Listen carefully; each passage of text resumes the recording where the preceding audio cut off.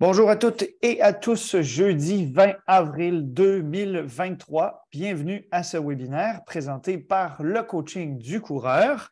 J'ai la chance aujourd'hui de pouvoir m'entretenir avec deux collègues avec qui j'ai vécu une expérience extraordinaire au Kenya et avec lesquels on vous offre aussi l'occasion d'aller vivre, vous aussi, une expérience unique dans le cadre de camps d'entraînement au Kenya. Vous le connaissez déjà toutes et tous depuis fort longtemps. Blaise Dubois, physiothérapeute en direct de la Suisse. Salut Blaise, comment ça va?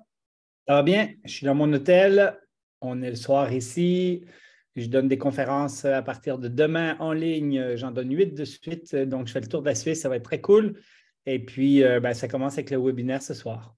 Yes! Merci d'être là. Merci de surmonter le décalage horaire et la distance pour nous parler.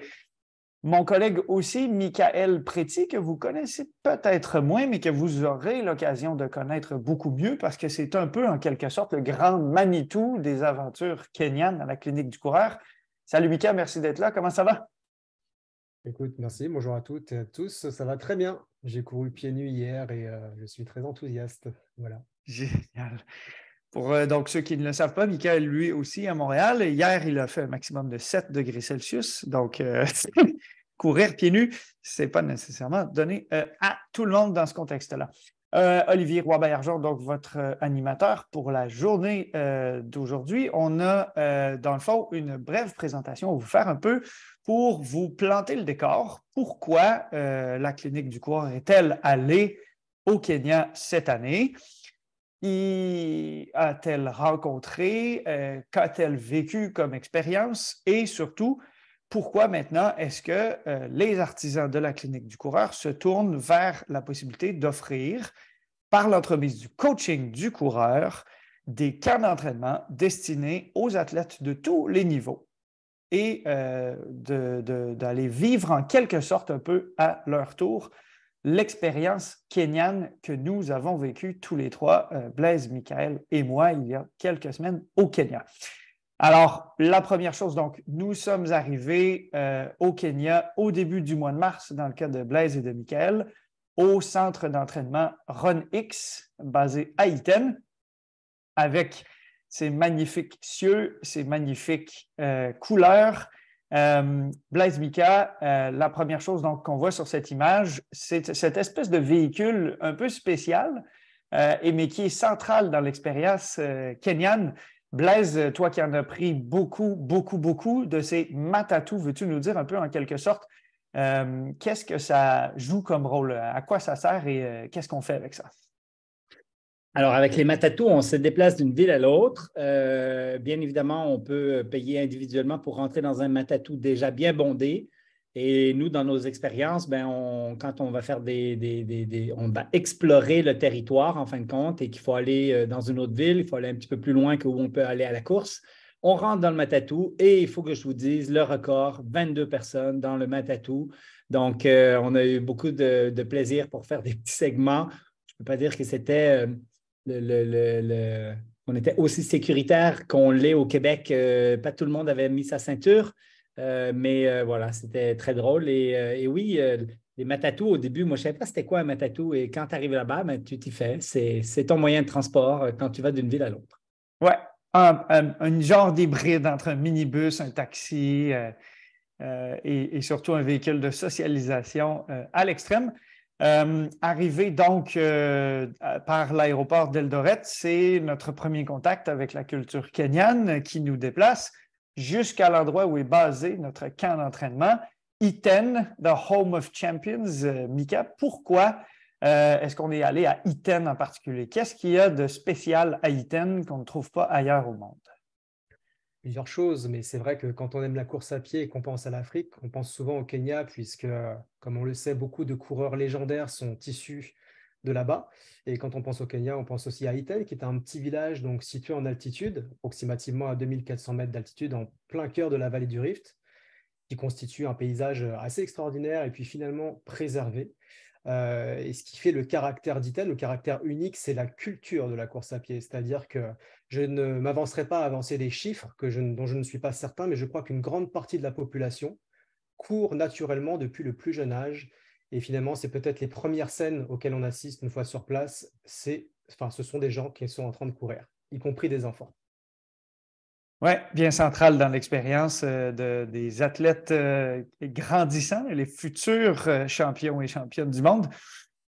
Donc, pourquoi avoir choisi le Kenya? Pourquoi offrir aux professionnels de la santé formés par la Clinique du coureur l'occasion d'aller s'immerger dans la culture kenyane? Effectivement, ça me paraît être une bonne question. Pourquoi le Kenya? Comme vous le savez certainement, la Clinique du coureur propose des formations continues aux professionnels de la santé. Le coureur 0 est une porte d'entrée et ensuite, ça va jusqu'au 2-0, qui est une formation de plus d'une semaine qui se déroule à Lac-Beauport au Québec, là où a été fondée la Clinique du coureur en 2008. C'est une formation qui donne l'occasion souvent à des francophones d'Europe de venir s'immerger dans la culture québécoise, d'être aussi dans les coulisses de la Clinique du coureur, de voir chaque membre de l'équipe. C'est une expérience qui est assez, j'ai envie de dire, bouleversante. Et puis, je me suis posé la question il y a quelques années de savoir comment on pouvait prolonger en fait cette aventure ou cet apprentissage. Donc, j'ai imaginé les expériences 3.0 qui sont décrites comme des expériences immersives à valeur éducative et à valeur sportive. Le Kenya a été une des destinations que j'avais en tête et en fait, j'y suis allé l'année passée, un peu comme si je travaillais pour le Lonely Planet. Pour faire du repérage, un peu comme un journaliste ou un enquêteur. Et finalement, je suis allé m'entraîner avec les Kenyans, j'ai tissé des contacts clés et j'ai été dans l'idéation du projet, c'est-à-dire dans la conception du séjour de A à Z, avec l'objectif de percer les secrets de la course à pied, de la performance en course à pied, ce qui est une bien grande ambition. Évidemment, la performance est multifactorielle. Elle découle du terrain, de l'éducation, de la culture, des sources de motivation, y compris financières, et du désir d'émancipation individuelle pour les locaux.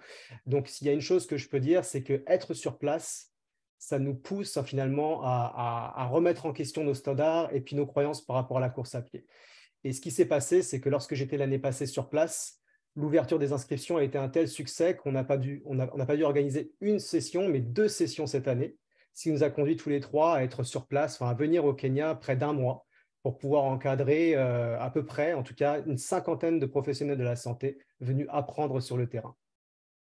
Blaise, toi qui as fait partie de l'expérience, de l'encadrement de ces personnes, toi qui es aussi un acteur central de la formation de ces personnes, ils t'ont rencontré pour une grande proportion d'entre eux dans le 1.0 et ils viennent passer la semaine avec toi à Lac-Beauport pour le 2.0.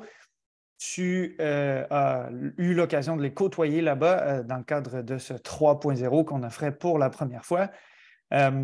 Est-ce que pour toi aussi, le Kenya est une expérience qui t'a permis de remettre en question certains présupposés, certaines préconceptions que tu avais, peut-être de challenger les Kenyans avec leurs présupposés, leurs préconceptions? Donc, d'un point de vue intellectuel, est-ce que ça a été une aventure aussi enrichissante pour toi?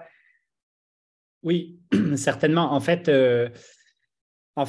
pour reprendre le début de l'histoire, tous ceux qui ont été au Kenya dans les 2 dernières sessions qu'on a ouvertes, c'était tous des 2.0. Donc, des gens avec qui j'avais déjà passé 10 jours avec eux au Québec, donc des gens avec qui on crée des liens. Donc, c'est sûr que l'expérience était vraiment magique. De se retrouver au Kenya, c'était super. Et puis, l'expérience, on appelle vraiment ça l'expérience kenyane parce que c'est une expérience qui nous plonge dans plein de croyances que nous, on a, mais aussi de découvrir les croyances que les Kenyans ont. Et nous qui arrivons avec, bien évidemment, de la science, avec des choses, des fois, ça clash un peu avec les pratiques locales. Et puis oui, on pourra en parler, mais il y a plein de choses qui sont faites.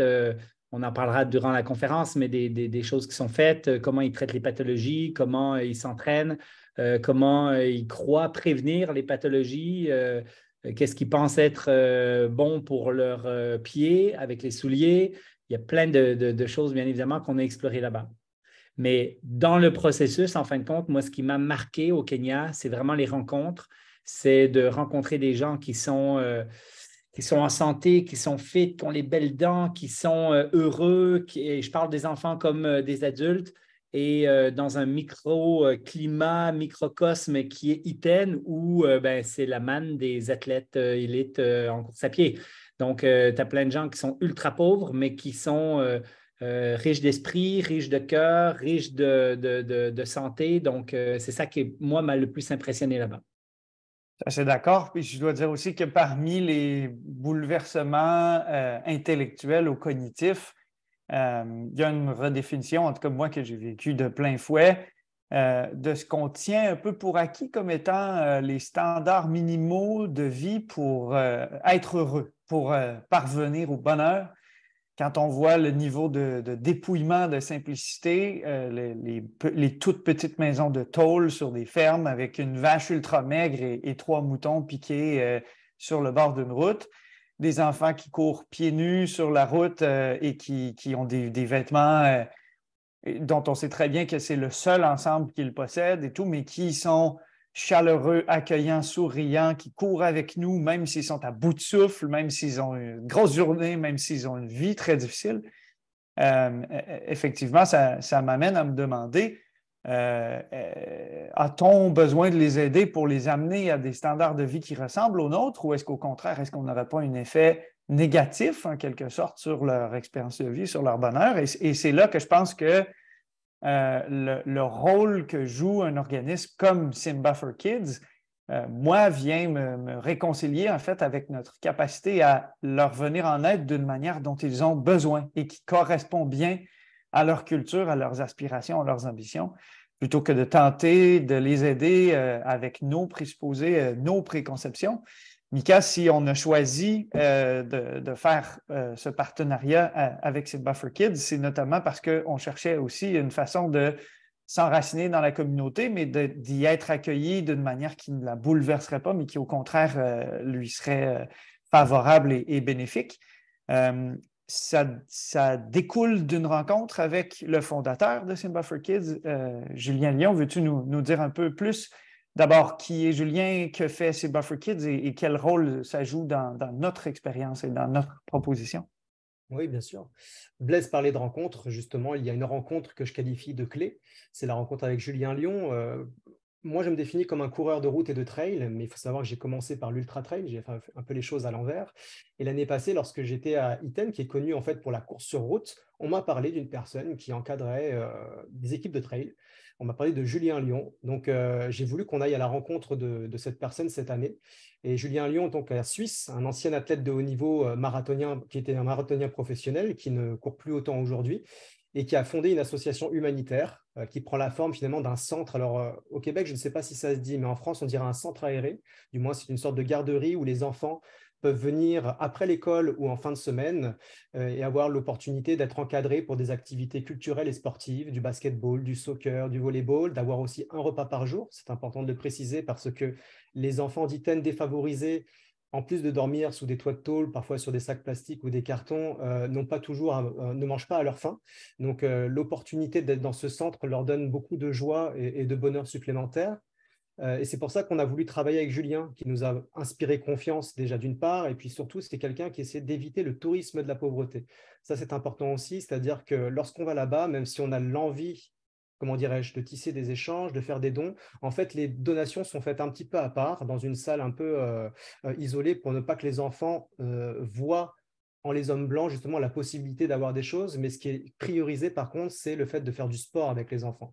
Et je dois dire que pour la majorité des participants, ou du moins une grande partie, ça a été un moment plus que magique, parce que je pense qu'il y a l'environnement, la vue qui domine la vallée du Rift, et puis tous ces enfants avec lesquels, en fait, on a tissé des échanges le temps d'une après-midi ou de plusieurs, pour ceux qui y sont allés plusieurs fois.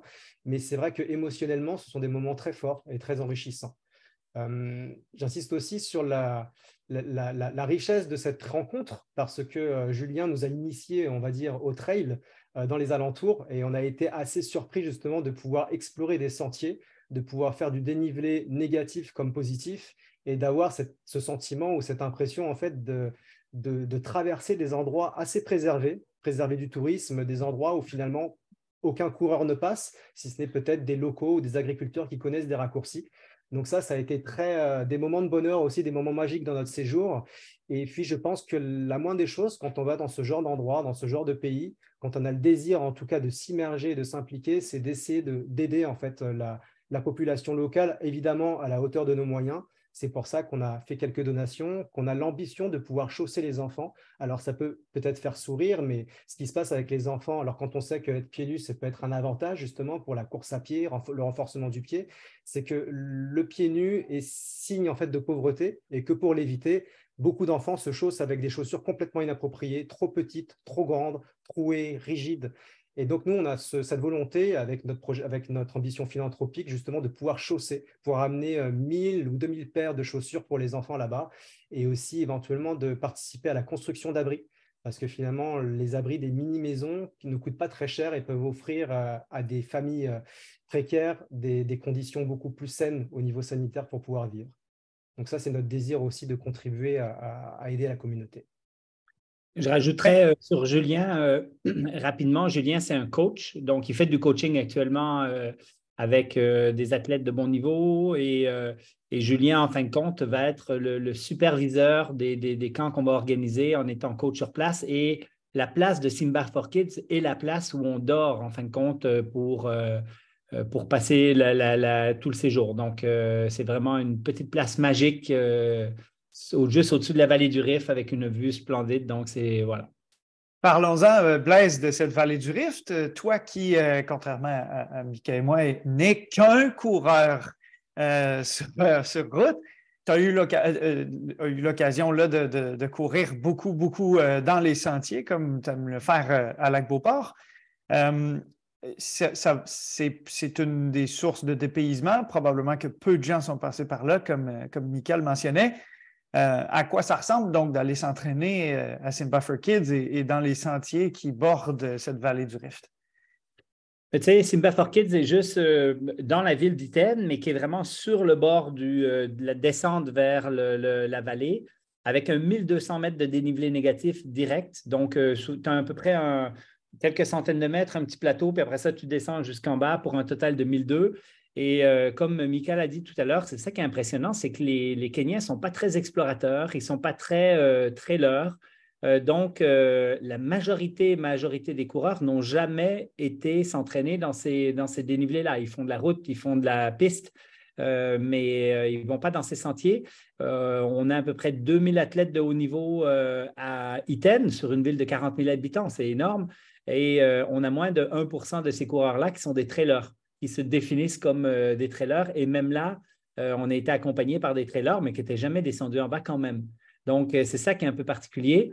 Et bien évidemment, nous, on est allé explorer, on a descendu dans la vallée, on a fait ça 2 fois. Ça nous a donné plein d'idées. Donc, clairement, l'année prochaine, il va y avoir un sentier balisé, la clinique du coureur, comme au Lac-Beauport. Il va y avoir une arche de départ avec Simba for Kids, la clinique du coureur. Il va y avoir une compétition de trail organisée par nous. Donc, clairement, ça nous a donné plein d'idées. C'était, voilà, génial. Mais même quand on ne court pas dans des trails officiellement, à Iten, quand on court pas sur l'asphalte, ça ressemble aussi un peu, en quelque sorte, à de la course en sentier. Comme on peut le voir sur l'image de gauche, c'est de la terre battue rouge, jonchée de pierres, beaucoup de dénivelé, toujours des petites bosses, plusieurs virages, et on est toujours dans un contexte rural, semi-forestier, semi-agricole. On a évidemment l'occasion de courir sur la route, même si très, très peu de gens, à commencer par les athlètes kenyans, foulent l'asphalte, à l'exception de la longue sortie du samedi matin. Et on trouve aussi des paysages naturels intéressants à découvrir, comme sur la photo du centre. Veux-tu nous dire un peu ce que vous faisiez à ce moment-là parmi les champs? Je pense que c'est un champ de maïs. Alors ça, c'était la chute de Torok. On partait de la vallée en bas, puis on remontait. Donc, c'était une marche-course vraiment cool. Je ne sais pas, Mika, si tu veux en parler un petit peu plus. La chute de Torok, c'est magnifique. Hein? C'est vraiment... ouais. Oui, en fait, pour l'anecdote, il faut savoir que quand on a pensé à la conception de ce séjour, on voulait que ce soit plus qu'un camp d'entraînement, puisque là, c'était destiné aux professionnels de la santé. Et l'idée, c'était vraiment d'aller aussi explorer tout ce qui sort finalement des sentiers d'entraînement classiques. Donc, il y avait par exemple cette randonnée ou cette rando-course au niveau de qui rejoint la chute Torok. Et c'est vrai qu'en fait, c'est préserver du tourisme, c'est-à-dire qu'on croise quelques locaux qui sont peut-être même en autarcie, qu'on peut-être même presque jamais vu de touristes, et puis c'est peut-être une bonne chose aussi. Et finalement, on finit en haut de la chute, on finit par traverser un petit village, pareil, qui est, je crois qu'il n'y a pas plus authentique que cela. Et c'est vrai que autant Simba for Kids, ça a été un moment magique pour beaucoup, mais j'ai entendu dire que pour certains, un des plus beaux moments, ça a été justement cette randonnée qui nous permet de découvrir les paysages locaux en dehors des sentiers justement où tout le monde va. Et ça nous permet aussi d'être complètement en altitude, d'avoir une vue incroyable sur la vallée lorsque c'est dégagé. Et effectivement, c'est quand même quelque chose d'assez challengeant au niveau physique, parce qu'on termine par un petit 800 ou 900 mètres de dénivelé positif, mais raide d'un coup, quoi. Et puis, juste pour rajouter à ce que tu disais, Olivier, tout à l'heure, sur les sentiers de terre rouge jonchés de cailloux, c'est pas de l'asphalte, mais les Kenyans, dans leur fartlek, courent comme à 2,45, 2,50 sur ces surfaces-là. Donc, il faut regarder où on met les pieds, bien évidemment, mais ça peut aller très, très vite. Effectivement. Et encore plus vite, puis probablement aussi une expérience au moins aussi bouleversante, pas nécessairement par notre participation, mais par notre observation. Il y a aussi la visite hebdomadaire dans ce haut lieu, voire j'aurais tendance même à dire dans ce temple de l'entraînement en performance, qui est le stade Kipchoge, non pas Kipchoge pour Eliud, mais plutôt Kipchoge pour Kip Keino, un premier athlète kenyan médaillé aux Olympiques dans les années 60 et 70. Ce stade à Eldoret où s'entraînent des centaines et des centaines d'athlètes d'un niveau absolument fulgurant. Vous avez eu l'occasion d'y aller plusieurs fois. Comment vous décririez votre expérience d'assister à ces entraînements puis d'essayer de faire le vôtre dans ce contexte-là? Vas-y, Mika. Oui, moi, je dirais qu'un des moments que j'ai retenu, c'est lorsqu'on a emmené le groupe, peut-être le premier d'ailleurs, avec nous, et qu'on est arrivé autour de 7h30 ou 8h sur la piste, un mardi matin, et qu'on voit débouler comme ça sur la piste 300 coureurs, parmi eux, évidemment, des élites et des champions, dont je ne pourrais pas citer les noms, mais ceux qui connaissent en fait la course sur route ont ces références-là en tête.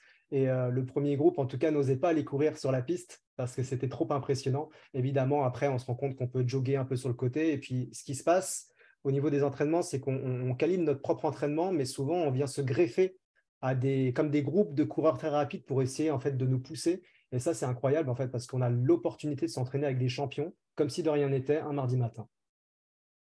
Moi, ce qui m'a bien impressionné aussi, c'est que quand tu arrives sur la piste, il n'y a pas beaucoup de place libre sur la piste. C'est-à-dire qu'il y a tellement de groupes de trains qui sont à la queue leu-leu, en fin de compte, que la piste est presque remplie et il y a une harmonie sur cette piste-là.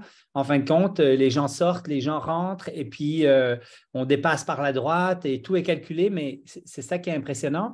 Et il faut savoir que cette piste-là est tellement utilisée que le premier corridor, on le voit un peu sur l'image, est très, très usé. C'est-à-dire qu'on a perdu la première partie de la piste de tartan.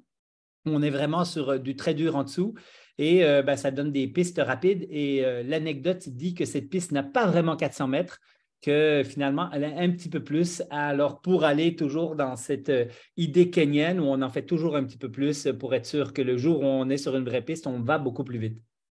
Mais c'est vrai que c'est frappant aussi de voir qu'avec ce nombre d'athlètes, puis de tous les niveaux aussi, il n'y a pas que des Kenyans qui courent à 2,50 au kilomètre. Il y a beaucoup d'athlètes étrangers qui sont en stade d'entraînement au Kenya à ce moment-là et qui eux-mêmes font leur propre séance à leur vitesse.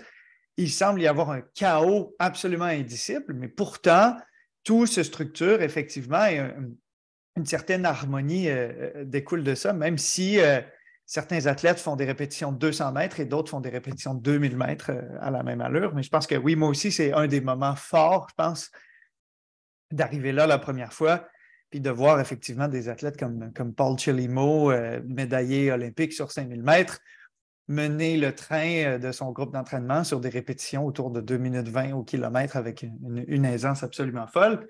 Vous avez aussi pu vivre avec la première cohorte l'occasion de participer à une course de cross-country à Eldoret, donc non loin de ce stade Kipchoge. À quoi ça ressemble de faire du cross-country dans une compétition ouverte avec des Kenyans? Alors, ce qui était très drôle, c'est qu'on voulait s'inscrire à la section, bien évidemment, senior, hein, parce qu'on est tous des seniors. Et puis, finalement, l'organisation est très africaine, on va dire. C'est-à-dire qu'on arrive là le matin, on ne sait pas quand est-ce qu'on va courir, on ne sait pas c'est quoi l'horaire. Et là, on nous annonce en arrivant à 8 heures le matin que finalement, la course adulte est à 13 heures. Bon, finalement, elle a eu lieu à 11 heures, mais ça, c'est très kenyan. Donc, à 8 heures du matin, on se dit, oh là là, on n'aura pas mangé, ça va être long. On avait déjà commandé les matatous pour retourner après. Fait qu'on se dit, ben écoute, la personne nous propose de courir avec les universitaires. Mais les universitaires, c'est ceux qui sont, c'est les intellectuels non-coureurs qui courent une fois par année dans la compétition de cross. Et finalement, on a eu la possibilité de courir avec eux et c'était une très, très bonne idée parce qu'avec les seniors, ça aurait été vraiment pas drôle. C'est-à-dire que d'abord, on se serait fait laper parce que c'était 4 tours ou 3 tours. On se serait fait largement laper, mais en plus, ça aurait fait une scission. Dès le premier kilomètre, il y aurait eu 2 groupes. Parce que même nos meilleurs, qui sont quand même il y avait des très bons coureurs dans le groupe, n'auraient jamais pu suivre le dernier du groupe des seniors. Donc, clairement, c'est un autre niveau, bien évidemment. C'est quelque chose de très différent. Et là, c'est une toute petite compétition. Et c'est là aussi que j'ai appris que le Kenya a mis beaucoup d'efforts dernièrement, entre autres, pour l'antidoping. Ils se sont fait un peu taper sur les doigts par la World Athletic en disant on va faire comme avec la Russie, si jamais vous avez trop de dopés comme on peut en attraper de plus en plus. On va bannir le Kenya directement. Et là, il y a beaucoup de promotion qui est faite. Le Kenya a mis 5 millions dans le projet. La compétition, qui est une toute petite compétition, avait des tests antidoping sur place directement. Et puis, vous pouvez voir l'Arche Pur au sang, Pure Blood, qui est vraiment qui est un peu la marque où on essaie d'éduquer les jeunes, parce qu'il y avait des compétitions juniors, il y avait des compétitions plus jeunes, et de les habituer, de les éduquer finalement au non-doping, qui est une problématique malheureusement au Kenya et qui semble venir un peu de médecins sans scrupules finalement, qui promettent, parce que bien évidemment, avec l'argent que tu peux faire comme coureur si jamais tu performes, c'est devenir rapidement millionnaire chez nous. La différence est plus importante que nos joueurs de hockey ou nos joueurs de foot en Europe ou le joueur de hockey au Québec. Donc, clairement, par rapport au rythme de vie, par rapport au coût de la vie, gagner des courses et gagner des sous, ben, ça te rend millionnaire très rapidement, finalement. Millionnaire relativement, bien évidemment. Ouais, pour une personne qui n'a rien à perdre, effectivement, les moyens vont être justifiés par les fins. Après avoir participé à des épreuves comme celle-là, vous avez eu aussi l'occasion de découvrir la méthode kenyane de récupération. Ici, il ne s'agit pas par contre d'un massage de détente, n'est-ce pas? Mika, c'est toi qui l'as expérimenté le tout premier, qui m'a recommandé Jacob, qui est le masso qu'on voit là, qui s'appelle kiné, physio, masso. En fait, il a appris sur Internet, sur YouTube, mais il a des sacrées mains. Je te laisse en parler, Mika. Non, mais effectivement, je l'ai expérimenté l'année passée et faire passer Blaise sous les mains de Jacob, c'était une prouesse en soi.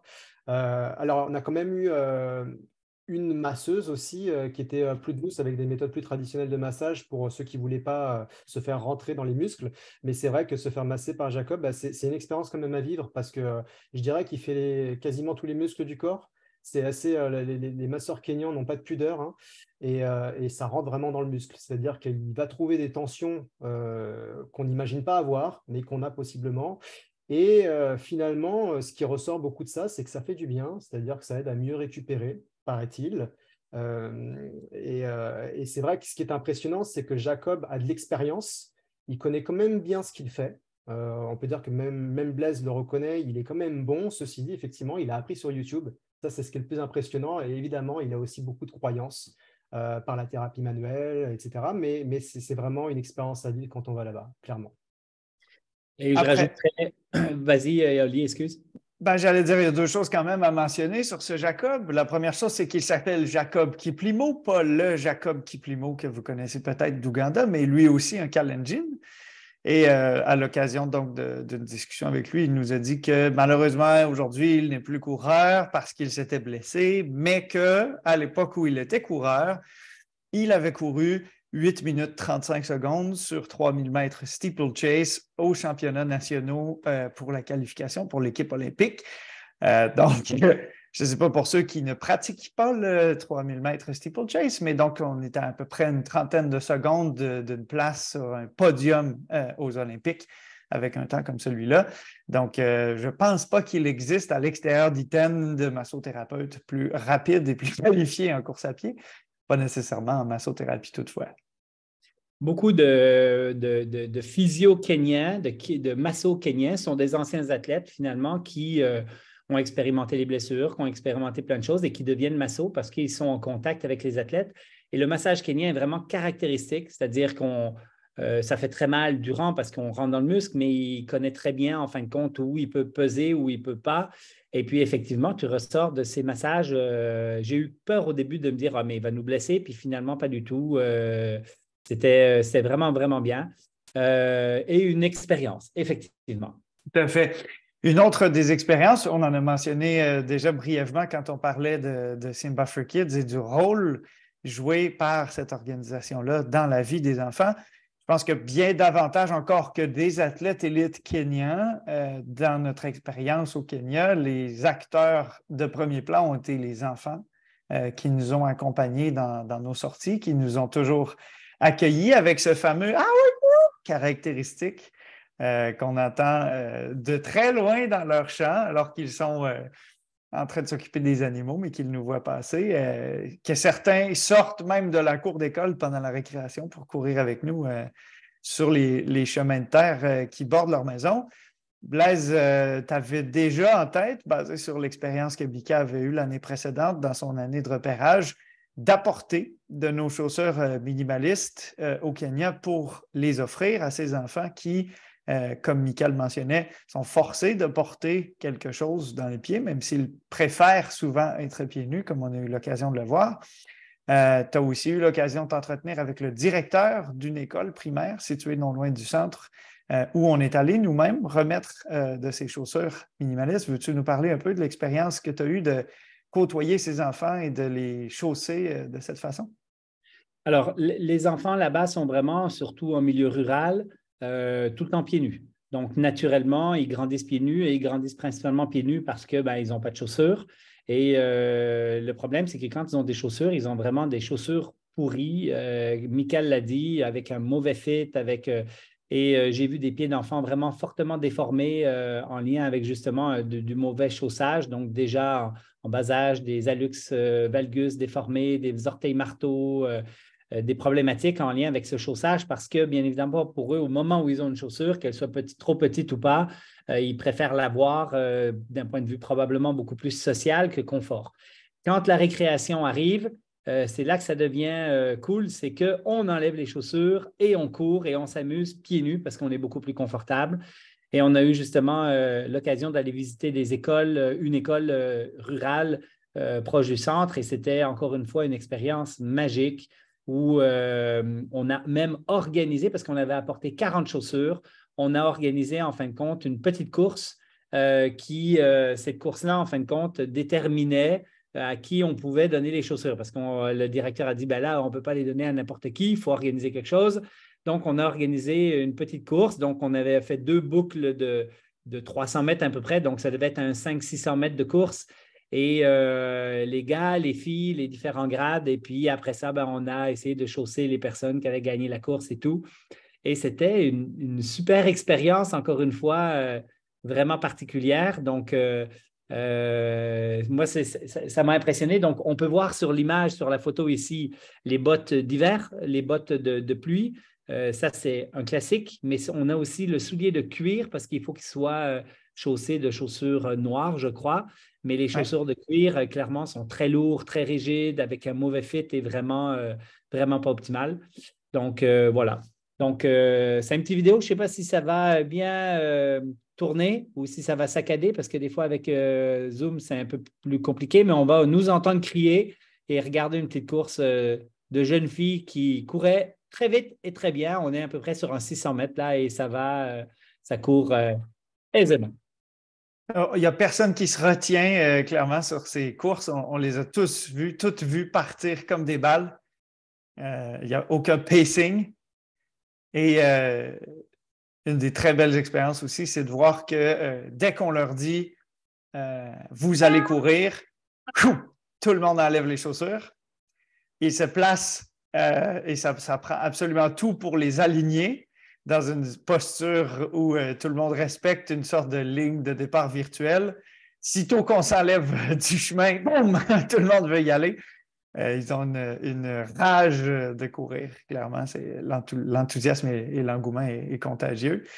Dès lors, donc, on a trouvé preneur pour cette quarantaine de paires de chaussures. Mika, tu mentionnais aussi, on a l'intention d'en apporter beaucoup, beaucoup, beaucoup plus l'année prochaine, dans l'espoir d'un jour peut-être voir des chaussures avec ce fit anatomique et cette liberté pour le pied de l'enfant partout dans les pieds de tous les enfants d'Iten. Peut-être pas de tous les enfants du Kenya. Toi, ton expérience à côtoyer ces enfants, est-ce que ça t'a transformé autant dans ton regard et dans ta perspective que ça l'a fait pour moi? Bah écoute, c'est sûr que j'ai beaucoup voyagé dans l'hémisphère sud, mais c'était ma première expérience dans ces contrées de l'Afrique. Et je pense que l'enfant est une thématique à part entière du Kenya, de par finalement ce qu'ils nous inspirent, c'est-à-dire avec leur sourire, leur joie de vivre, leur énergie. Et puis, bah, c'est sûr qu'en tant qu'occidental privilégié, on peut le dire, on est forcément confronté aussi à ce degré de pauvreté qui vient nous toucher. Donc, c'est un moment qui ne peut pas nous laisser indifférents, clairement. Mais le Blaise de préciser dès le départ, ce qui est impressionnant à voir, c'est aussi le niveau de santé, malgré les conditions sanitaires ou précaires du mode de vie, le niveau de santé qu'ils ont par rapport aux enfants occidentaux d'aujourd'hui, parce que je rappelle que la sédentarité est une des premières causes de mortalité sur la planète. Donc, il y a quelque chose à apprendre quand on est sur place et les enfants ont beaucoup à nous apprendre aussi à ce niveau-là. Oui.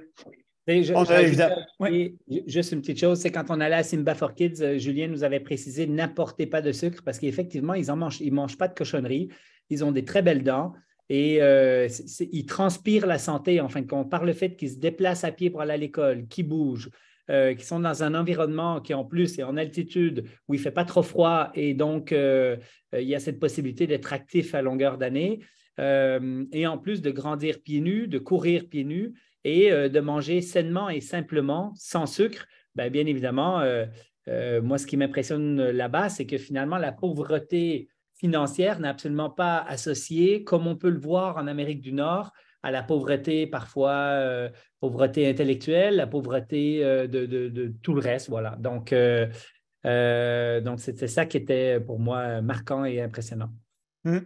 Évidemment, dans les rencontres qu'on a faites, il n'y avait pas que ces enfants qu'on a pu chausser, accompagner.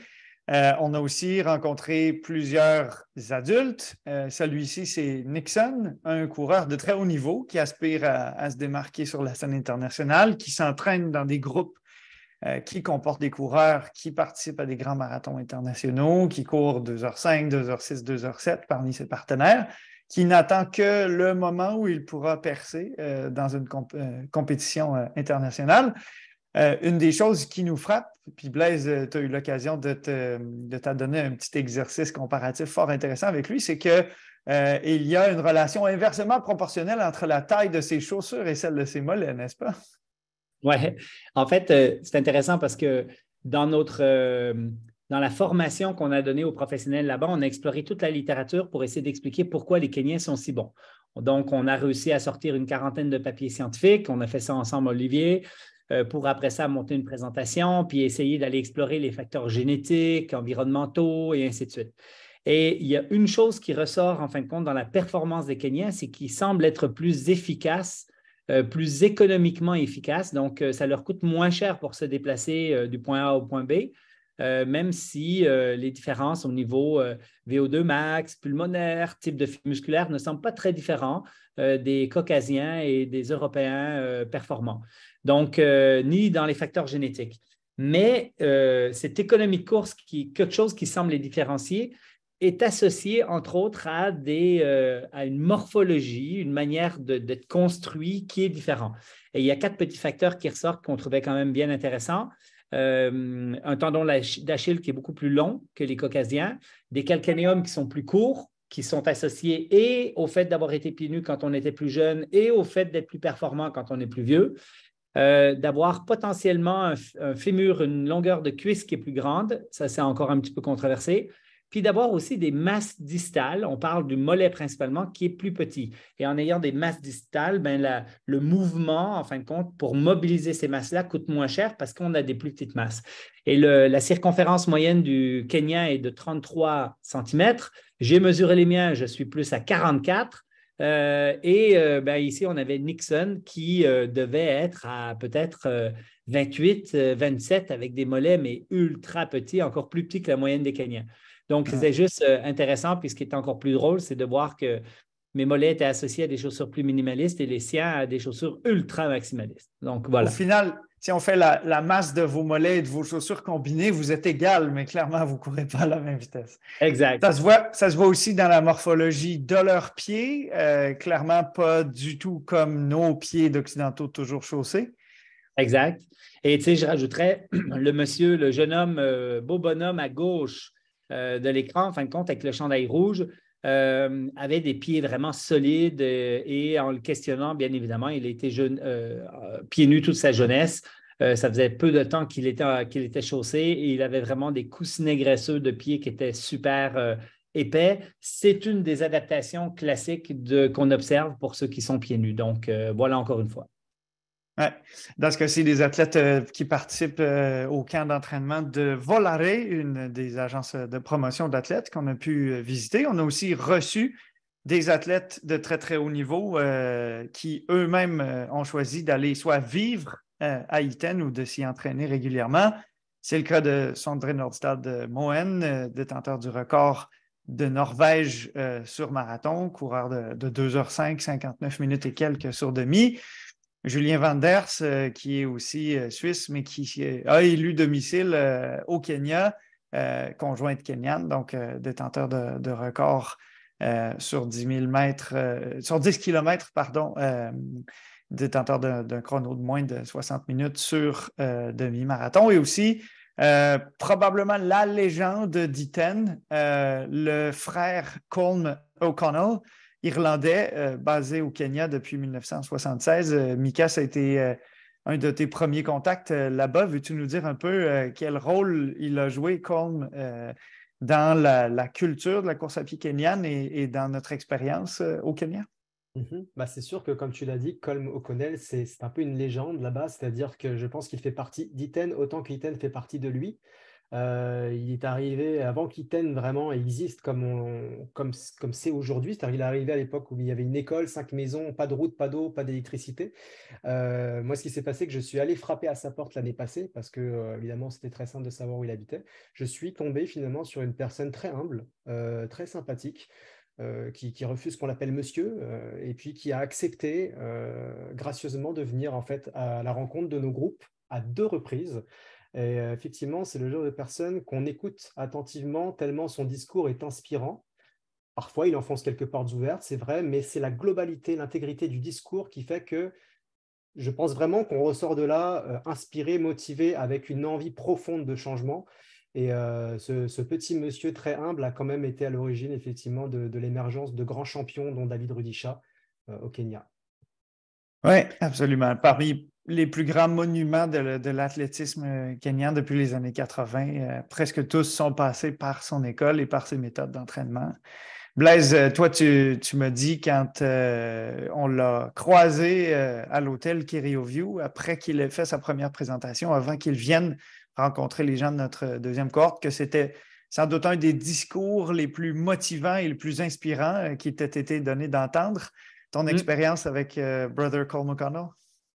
Vraiment, comme Mika l'a dit, simple, humble, mais avec une réflexion profonde. Son discours a été vraiment, on entendait les mouches voler, c'était vraiment, vraiment impressionnant. Il avait vraiment quelque chose à dire qui était extrêmement riche.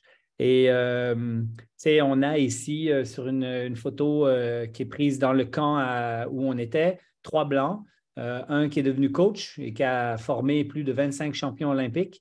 Et puis après ça, on a beaucoup de gens qui vont à Iten, qui sont des athlètes élites de très haut niveau pour aller s'entraîner et pour essayer de trouver cette recette kenyane, essayer de savoir comment ça se fait que les Kenyans courent si vite. Et puis, comme Julien, tu ne l'as pas mentionné, mais il a le record d'Europe sur 10 et sur demi. Julien est tombé en amour avec une Kenyane. Julien Lyon, dont on parlait tout à l'heure, est tombé aussi en amour avec une Kenyane. Donc, il vit aussi là-bas avec Simba for Kids. Donc, c'est une culture avec laquelle tu tombes facilement en amour, je pense. Donc, voilà. Et donc, à l'occasion de l'expérience d'entraînement à laquelle on va vous convier, vous aurez la chance d'être encadré et accompagné par Julien Lyon, donc on a déjà mentionné quelques fois.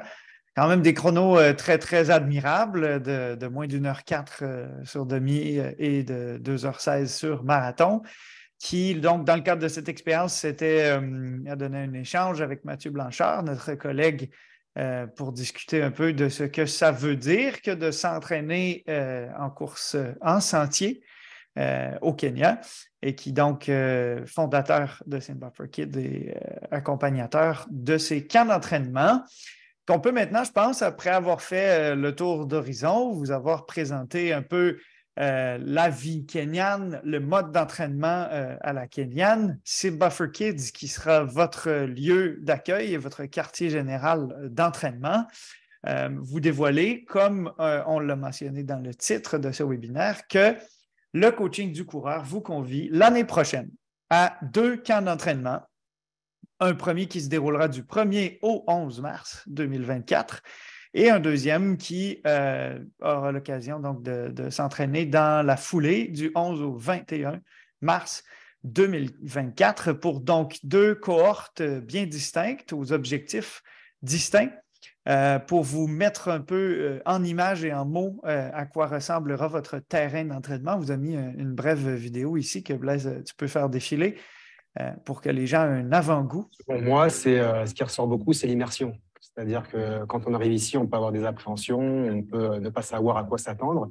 Et en réalité, quand on est sur place, en tout cas à Iten et même dans les alentours, la population kenyane est déjà très accueillante. On peut, j'ai envie de dire, se fondre dans la masse.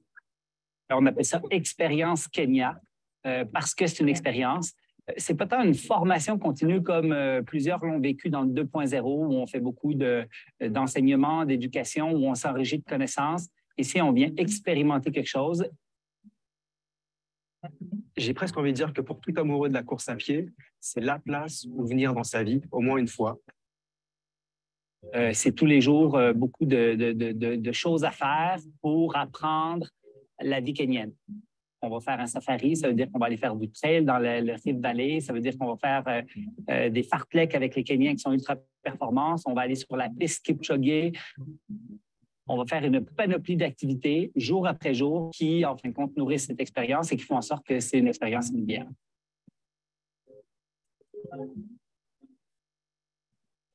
Et ça, c'est les fameuses routes de terre rouge jonchées de pierres sur lesquelles se déroulent les fartleks endiablés du mardi et du jeudi.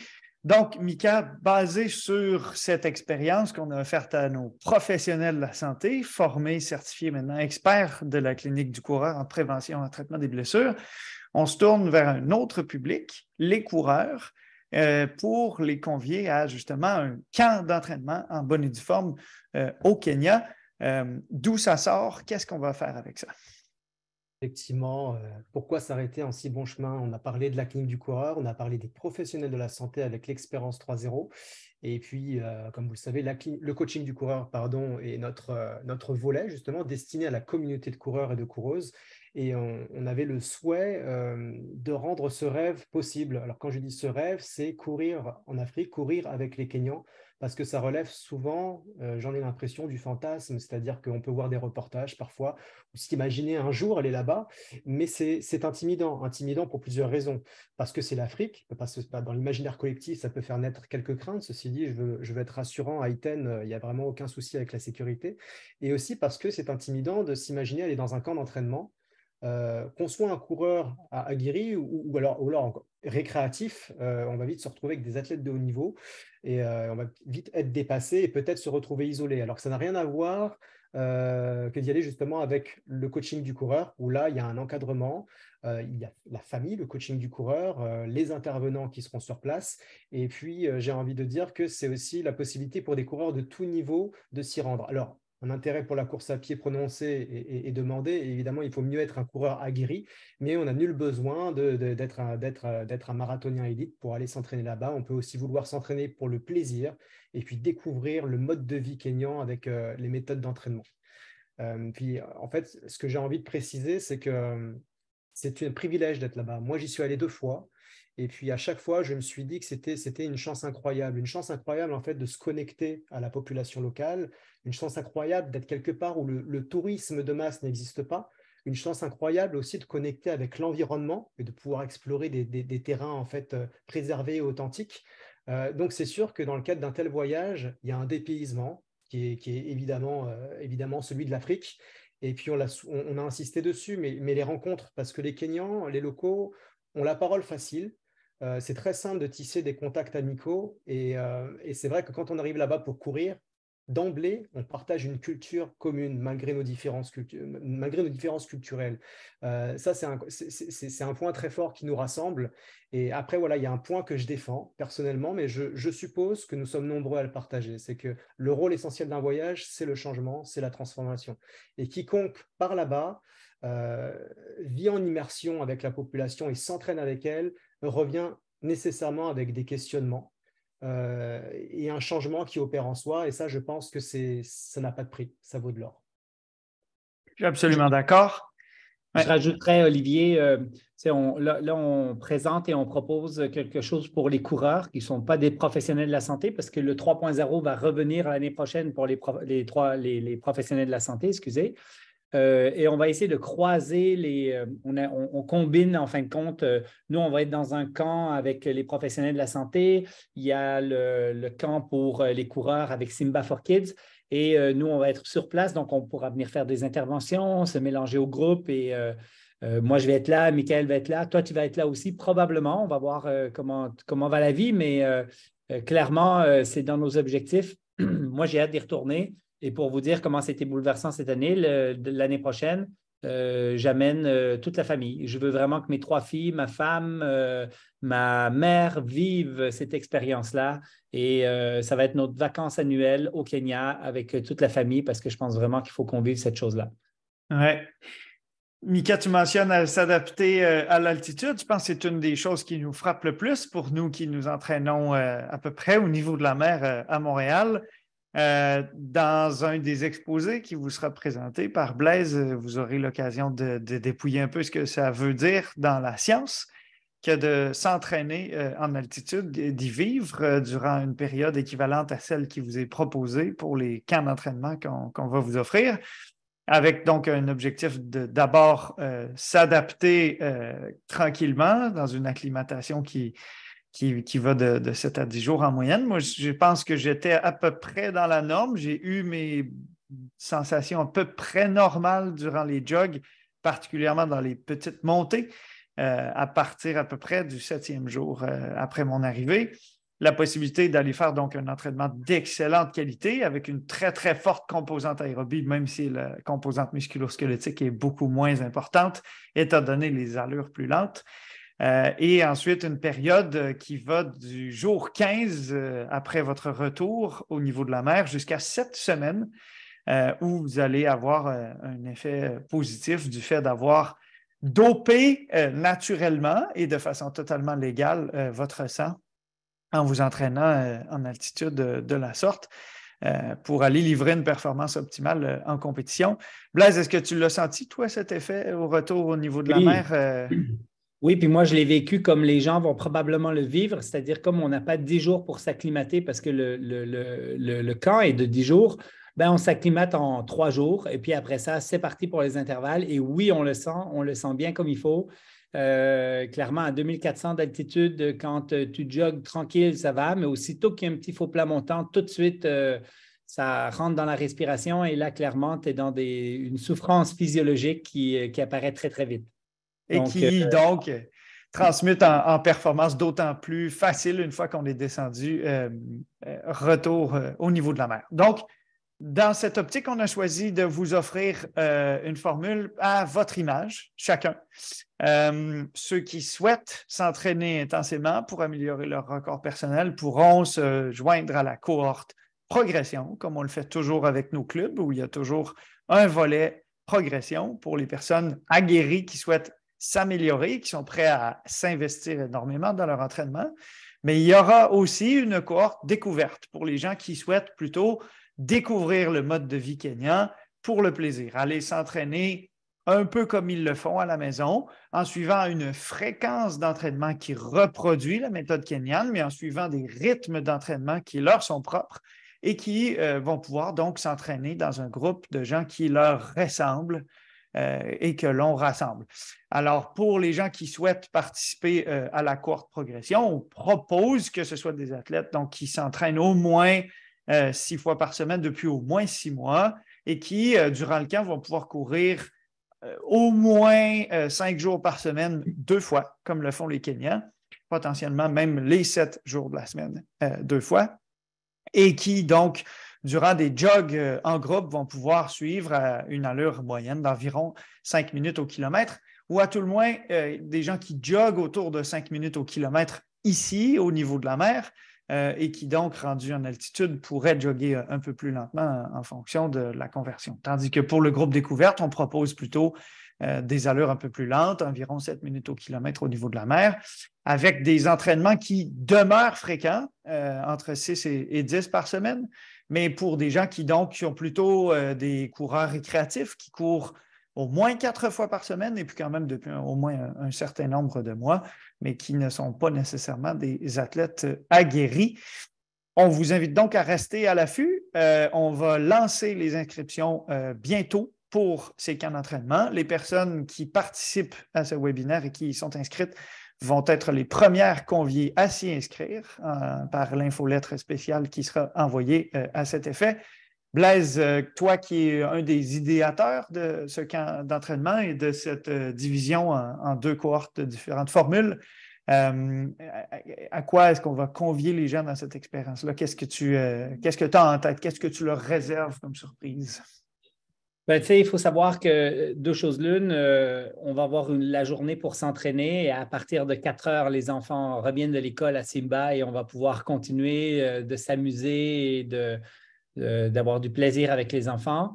Bien évidemment, il y a plein d'activités qui vont dans le sens qui sera bien détaillé sur le site en fin de compte pour que les gens puissent savoir c'est quoi qui est inclus dans le forfait.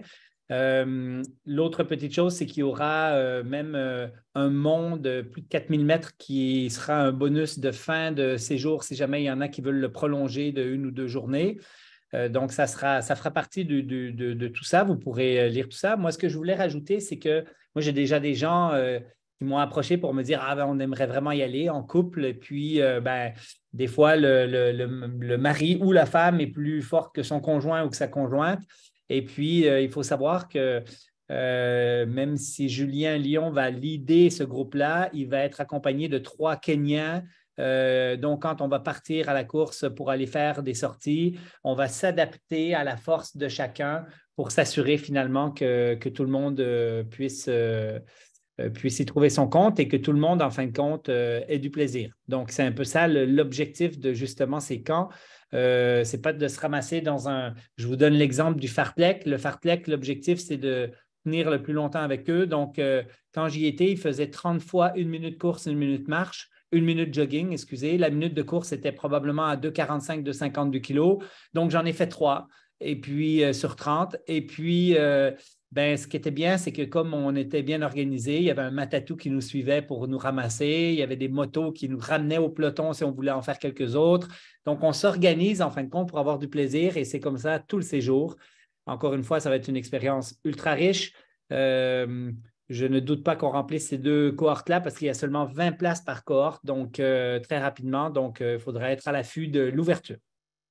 On a Antoine Chazal qui nous demande si on a le projet de pérenniser cette expérience pour les années futures, étant donné que lui va potentiellement vouloir y participer, mais dans quelques années. Est-ce que c'est une chose qu'on n'organisera qu'une fois ou est-ce qu'on a l'intention de faire ça pour une première fois, mais d'une longue série?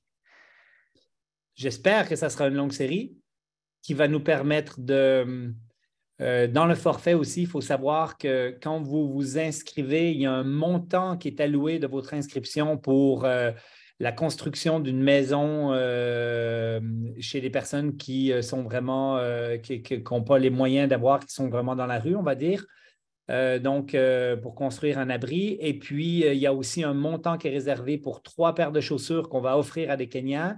Et donc, notre objectif, et il faut savoir que quand vous dormez à Simba for Kids, vous financez, en fin de compte, ce projet philanthropique de Simba for Kids. Parce que c'est avec l'argent du nourri, logé, blanchi qu'on paye pour être sur place qui leur permet finalement de faire vivre leur organisation philanthropique. Donc, oui, l'objectif, c'est de la pérenniser, d'y aller à chaque année et en fin de compte, de pouvoir justement user de philanthropie à travers ce projet-là. Tout à fait. Alors, à moins qu'il y ait d'autres questions, on ne vous retiendra pas plus longtemps. On va vous inviter à être à l'affût de nos médias sociaux, de nos infolettres pour découvrir davantage en quoi ces 2 camps d'entraînement auxquels on vous convie consistent et pour répondre donc potentiellement à vos questions complémentaires sur l'expérience kenyane. En espérant donc que le petit retour d'expérience, le petit témoignage qu'on vous a fait aujourd'hui vous a donné le goût d'y aller au même titre que notre expérience là-bas nous a donné le goût d'y retourner année après année. Au nom de la Clinique du coureur et du coaching du coureur, je vous remercie pour votre attention aujourd'hui et j'ai bon espoir d'avoir la chance et le plaisir de vous côtoyer à Iten l'année prochaine, au début du mois de mars 2024. Merci Blaise, merci Mika pour votre participation aujourd'hui. On se revoit bientôt sur les routes de Terre Rouge. Mika, le mot de la fin?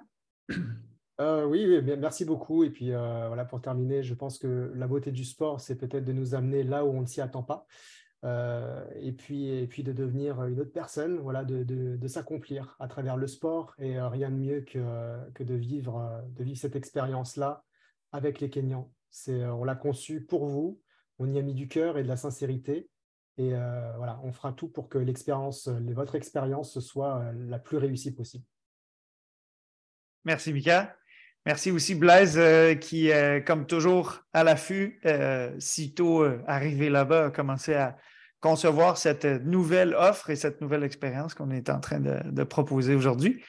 Bon espoir qu'à force d'y aller, on va finir par améliorer nos records personnels. Ça, c'est moins sûr. On a l'âge qui joue contre nous. Merci les gars, merci à toutes et à tous d'avoir participé à ce webinaire aujourd'hui. Au plaisir de vous côtoyer là-bas et d'avoir de vos nouvelles à votre retour. Ciao. Ciao.